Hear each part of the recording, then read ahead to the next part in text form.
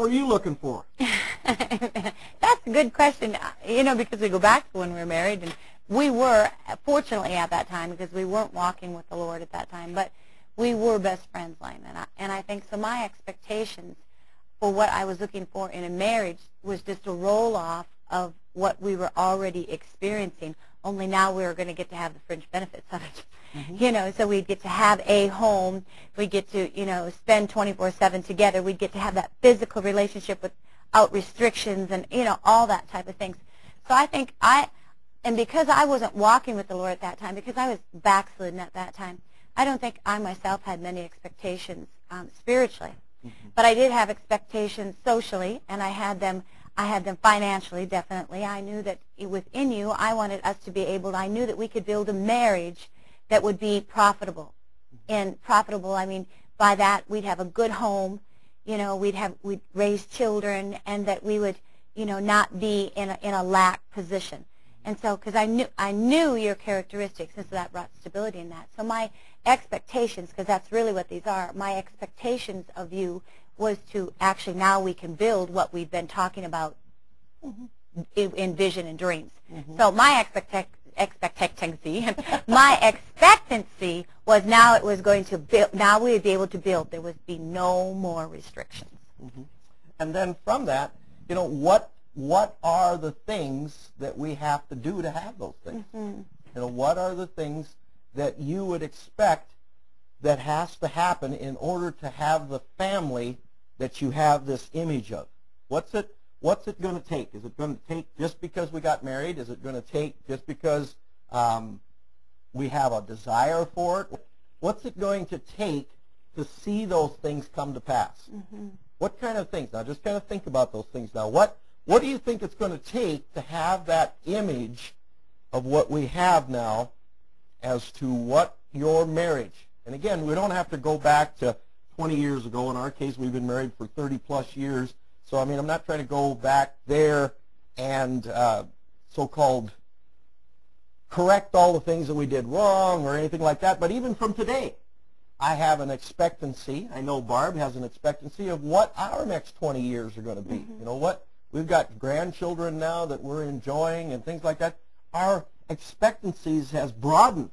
It hasn't gotten narrower. I mean, when we first got married, it was just me and you.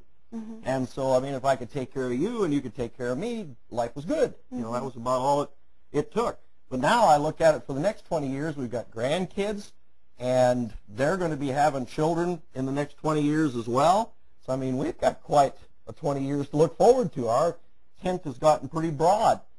The tent within the church has gotten broad. We've got a lot more people that we enjoy their testimonies and their accomplishments with than we ever have before. I mean, there's just a lot of things that life in the family has gotten bigger. Mm-hmm. And so from that, you know, take where you're at tonight and what are your expectancies, and we'll say, you know, within the next year and then within the next 5 years, what do you see?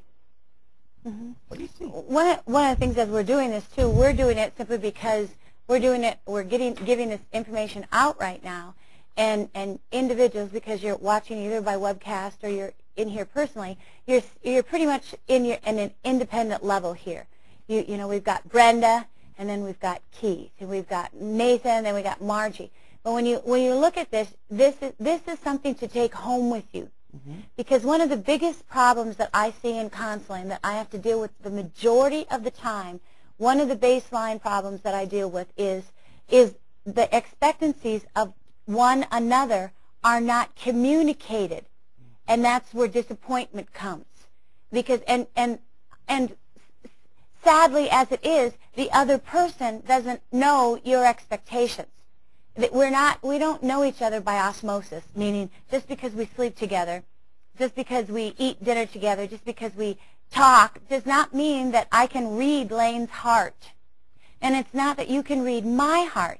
And like I said, one of the biggest problems when people are finally having problems and wanting to work through them is they come and I'll listen to their hearts, and I see for the first moment, Joey, that, you know what?